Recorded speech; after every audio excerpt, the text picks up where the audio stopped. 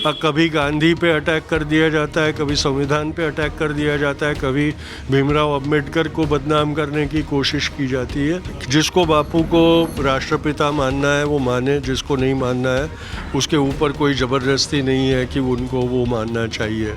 कोई आपकी कनपट्टी पे बंदूक रख के आपसे बुलवा नहीं रहा है। अगर पाकिस्तान का राष्ट्रपिता मानना है तो बापू राष्ट्रों से परे थे। वो इंसानियत के लिए, पूरी मानवता के लिए एक आदर्श बन गए। अगर उनको इतनी ही दिक्कत है तो वो नेताजी सुभाष चंद्र बोस से शिकायत करे, क्योंकि नेताजी सुभाष चंद्र बोस ने बापू को राष्ट्रपिता का संबोधन किया था।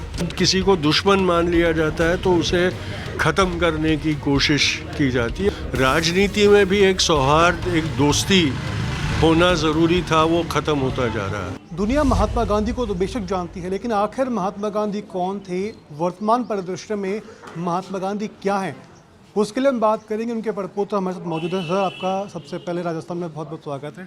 शुक्रिया, बहुत शुक्रिया। सर, हम बात करें महात्मा गांधी को लेकर के लगातार बयानबाजी होती है। अभी हाल ही में एक सिंगर है जिन्होंने भी बयानबाजी की है कि महात्मा गांधी भारत और पाकिस्तान के भी राष्ट्रपिता थे।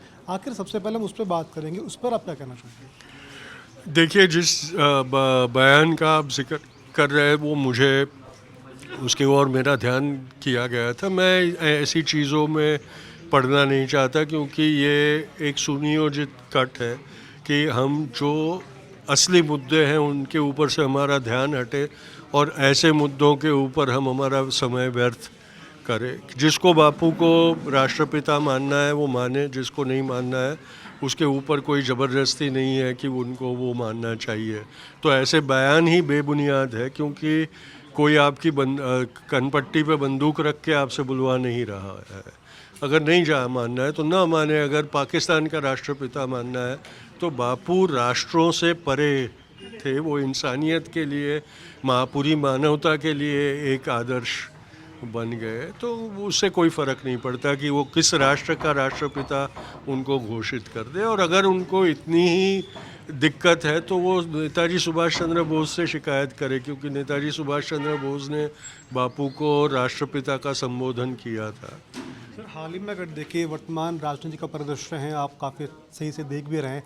क्या लगता है कि वर्तमान राजनीति का जो परिदृश्य है और पहले की जो राजनीति होती थी उसमें क्या अंतर आपको देखने को मिला है? देखिए, पहले जो राजनीति होती थी उसमें मतभेद होते थे। अभी जो राजनीति हो रही है उसमें दुश्मनी निभाई जाती है। ये बहुत बड़ा फ़र्क है कि हम आपके मतों से विपरीत मत रखने वालों को मतभेद के रूप में देखें और उनकी वो आज़ादी की इज्जत करें। पर आज जो हो रहा है जिसमें अगर आप मेरे साथ नहीं तो आप मेरे दुश्मन हो, इस तरीके का जो वो हो रहा है। और जब किसी को दुश्मन मान लिया जाता है तो उसे ख़त्म करने की कोशिश की जाती है, और वही आज हमें दिखाई देती है। तो जो राजनीति में भी एक सौहार्द, एक दोस्ती होना ज़रूरी था, वो ख़त्म होता जा रहा है। सर, बात करें भारत की राजनीति की, आपने राजनीति को काफ़ी करीब से देखा भी है। अगर इंटरनेशनल पॉलिटिक्स की हम बात कर लें, भारत की राजनीति की बात कर लें, तो कितना बदलाव भारत की राजनीति में अब आप देखते हैं, और अंतर्राष्ट्रीय स्तर पर भारत की छवि को किस रूप में आप देखते हैं? अंतर्राष्ट्रीय समूह के सामने भारत की छवि दो तरीके की है। एक छवि वो है जिसमें जो पूंजीवाद है वो भारत को एक बहुत बड़ा बाज़ार समझता है, और इसलिए भारत में जो त्रुटियां और कमियां हैं उसको नज़रअंदाज कर रहा है, क्योंकि उसको बाज़ार की तरह उसे विकसित करना है। और दूसरी तरफ जहां मानवाधिकारों की बात होती है तो आज देश के बाद देश चिंता व्यक्त कर रहे हैं कि जिस तरह से भारत में लघुमतियों को एक डर सा महसूस होने लगा है, अपने ऊपर एक अनिश्चितता का वातावरण महसूस होने लगा है। तो ये जो एक छवि उभर रही है वो भी बहुत नुकसानकारक है।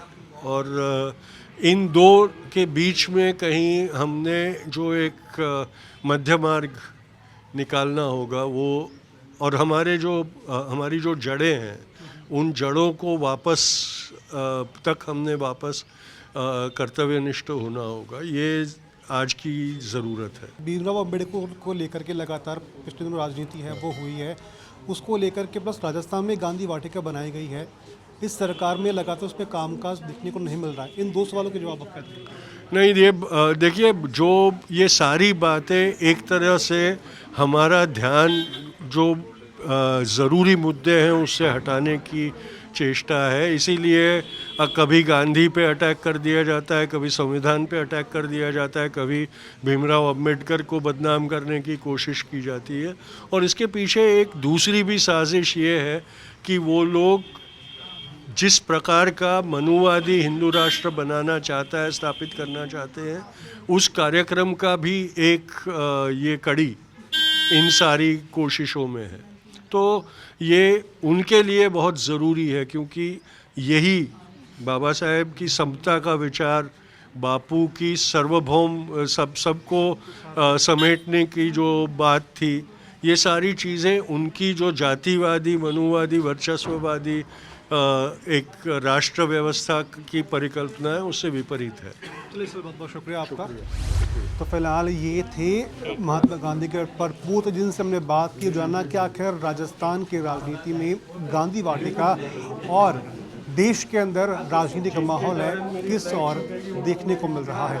वीडियो जर्नलिस्ट कृष्णा शर्मा के साथ रौनक पारेख, पंजाब केसरी टीवी, जयपुर।